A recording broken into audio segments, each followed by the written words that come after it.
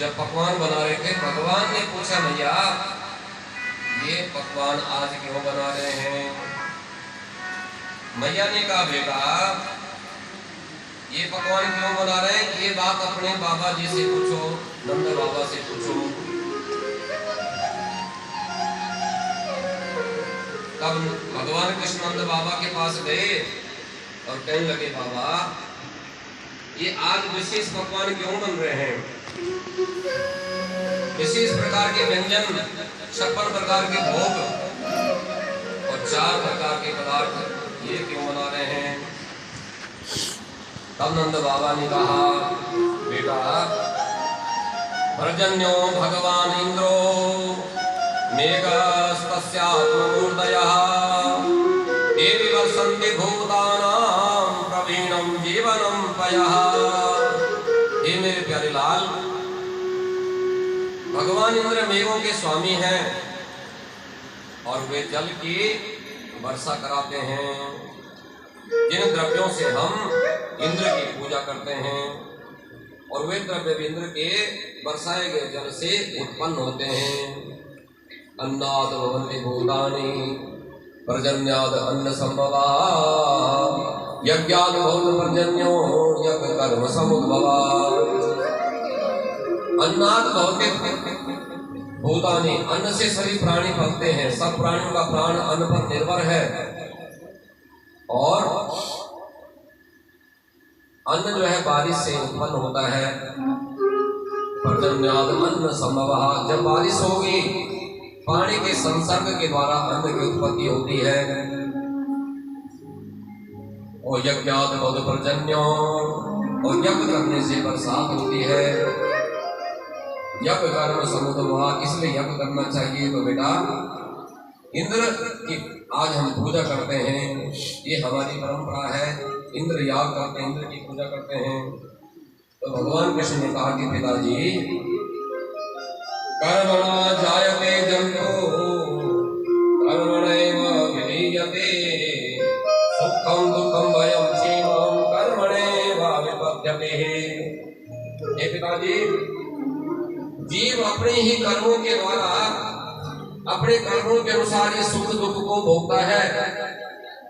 और यदि कोई देवता है तो वह भी कर्मानुसार अपना फल देता है।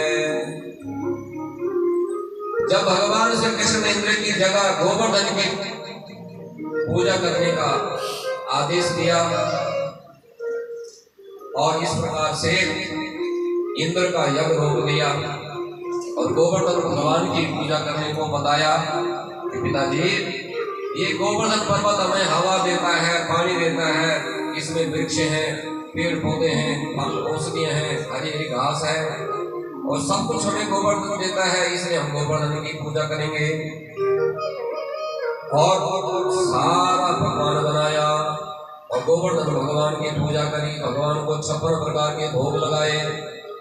सारे बर्तनों को धो धा करके सबने खा पी करके साफ सुथरा कर करके अपने अपने घरों में आ गए। इंद्र ने सोचा कि आज मेरी पूजा बंद हो गई, मैं कितने सालों से पूजा मेरी होती चली आ रही थी और आज मेरी पूजा बंद करा दी। और अपने योग दृष्टि से देखा इंद्र के हजारों नेत्र हैं। हजारों नेत्रों से जब देखा सब समझ में आ गया कि गोवर्धन की पूजा हो गई और ये कर्तव्य कृष्ण की है। आज मैं बस ब्रजवासियों को जीवित नहीं छोड़ूंगा। और कब इंद्र को बड़ा क्रोध आ गया। देवताओं का राज इंद्र है। वाचालं बलिशा सप्तम अज्ञं पंडितमानिनां कृष्णं मर्त्युं उपाश्रित्य गोपामे चतुर्प्रियाम्। अरे वाह भगवादे मूर्ख अज्ञानी, उसने मेरा अपमान किया। अपने संवर्तक आदि 8 मेघों को बुलाया, आदेश दिया। इंद्र ने कहा कि 8 मेघों जाओ और कृष्ण आज जो है ब्रज को सब डुबा दो, जलमग्न कर दो, समुद्र की तरह समुद्र बन करके उनके ऊपर बरसात कर दो और समुद्र के समान डुबा दो सारी को वृंदावन को। जब मूसलाधार बरसात होने लगी, जैसे बादल फटे पिछले हिमाचल में, ऐसी वह मूसलाधार बरसात होने लगे, एक साथ बादल फटने लग गए। तो सभी भगवान की शरण में पुकारने लगे कृष्ण भगवान को और कहने लगे, कृष्ण कृष्ण महाभाग तवन्नाथं गोकुलम प्रभो त्रातुर्मासि देवानां कुपितसाद भक्तवत्सलः। हे भक्तवत्सल भगवान कृष्ण, हे करुणा के सागर बाल कृष्ण, हे भक्तवत्सल भक्तवांछा कल्पतरु, आप ही संपूर्ण गोकुल के स्वामी हैं, हम सब आपकी शरण में हैं। इंद्र के कोप से आप हमारी रक्षा कीजिए। भगवान ने विचार किया, अगर मैं इनकी रक्षा नहीं करूंगा तो मेरा व्रत भंग हो जाएगा, क्योंकि सोयम में व्रत अहिता।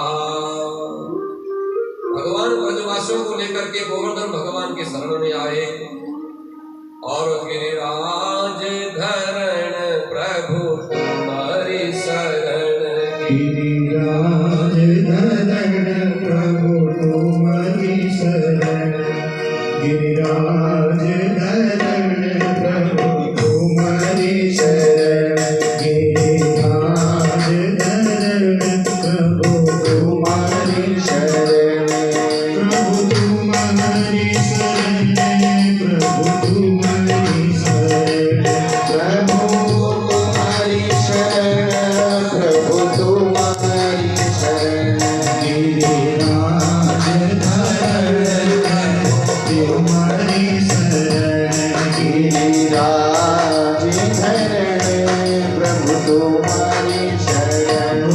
मेरे सब संताप मिटा देना, मेरे सब संताप मिटा देना, नैया मेरी मझधार पड़े, नैया मेरी मझधार पड़े, ओ मेरा बेड़ा पार लगा देना, मेरा बेड़ा पार लगा देना, ओ मेरा बेड़ा पार लगा देना, ओ मेरा बेड़ा पार लगा देना, गिरिराज धरण प्रभु तुम्हारी शरण, गिरिराज धरण